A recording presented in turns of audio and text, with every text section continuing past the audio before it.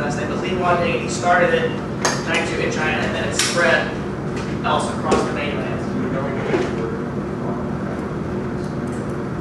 I do not know the definition of Falun Gong means. Jack, you know what? What? No.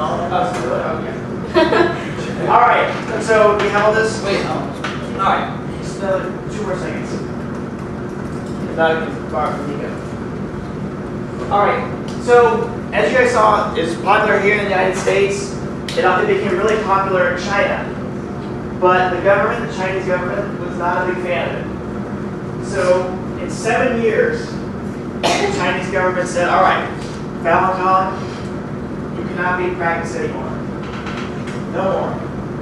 But tens of millions of people were already practicing it. Not hundreds of thousands, but tens of millions. Yeah, sorry. Copy this really quick too. Last part of your notes. So tens of millions of people were already practicing it. So keep that number in mind, tens of millions, not just thousands. Millions. Remember, China is one of the largest, most populous countries in the world. So, Falun Gong, tens of millions of people. And then, about midway through the year, is when they started cracking down on the practitioners of Falun Gong. So if they saw you practicing out on the street, if it was America, like in Brooklyn or Canal Street, they would arrest you. Rumors were they actually tortured people that were practicing it. They beat them. Sorry? Why did they was why was it so bad? Well, we're going to talk about that a little bit too. Why is this such a bad thing? We'll remember our Chinese history that we learned about a little bit. So, as we see, thousands of people were arrested. Some of them they actually never heard of again. They just disappeared. They went missing. They went missing. They traveled elsewhere, so most likely they were dead. But like it says, people started protesting against it. They found out that maybe their friends were taken by the Chinese police and then never heard of again. So people obviously get really suspicious after the first year, 1999. And so I think I've seen this. I've seen people. Have you guys seen protesters out in the streets occasionally with signs that say, "Let us practice Falun Gong"? Like I saw when I went to Britain a few years ago, and they had people out there protesting with signs, and they had pictures and like demonstrations of what happened to people who did that kind of stuff. No. Sorry. In Britain, yes. I went there a few years ago, and I saw people demonstrating against it. Against the torture that happened. Sorry? Yes, they were Chinese immigrants that had left from China to Britain. They were speaking out against the Chinese government doing this to the Falun Gong practitioners. So about 30 more seconds to finish this up. Any other questions about Falun Gong? And we'll see what happens with people a few years later, how they resist the governments and speak out against it.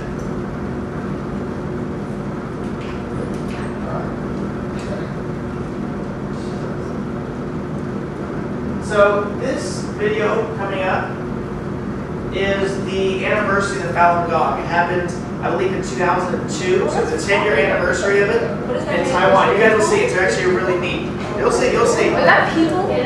Oh my god, that's so cool. Oh, That's people, that's and they'll talk about it, but it's to celebrate the creator Li Huading and how he made the religion, or made the practice.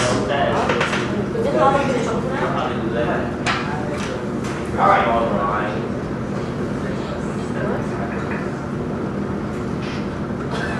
So pay attention to what you see and how the people are reacting to what has happened in 1999. And there's also a little bit of A spectacle not seen in mainland China since before 1999 is flourishing in Taiwan.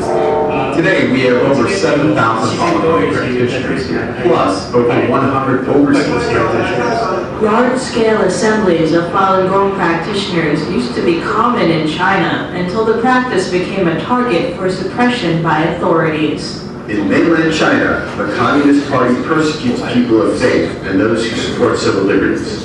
In 1999, the Chinese regime banned Falun Gong. Since then, practitioners of the spiritual discipline have been subjected to brutal persecution and haven't been able to gather in large numbers. But adherents of the practice in Taiwan carry on the tradition, creating an image of Mr. Li Hongzhi, the founder of Falun Gong.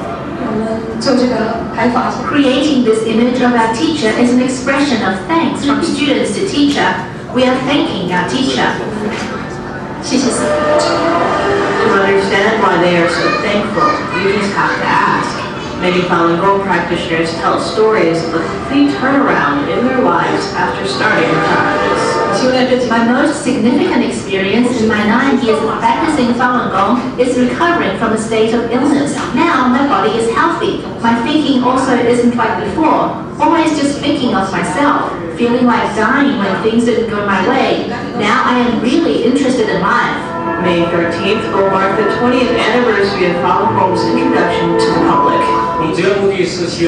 Our principal objective is that through this form of forming the image of our teacher, this very solemn image, we can spread it all over the world and let more people understand Falun Gong.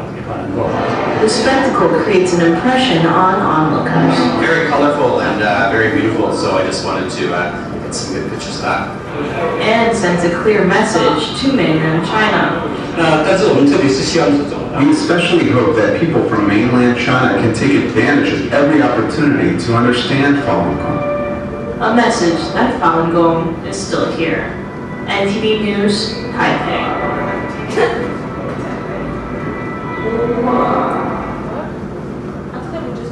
Alright. So what do you guys think of that? So actually talk about your group, and your group spend some time on reflecting on what you saw. How did the people that they interviewed, how did they respond to some of the things that China had done? They talk about their own personal experiences. And then spend about a minute or two talking to your group about what you saw, some of the things you learned from their interviews with the people they interviewed.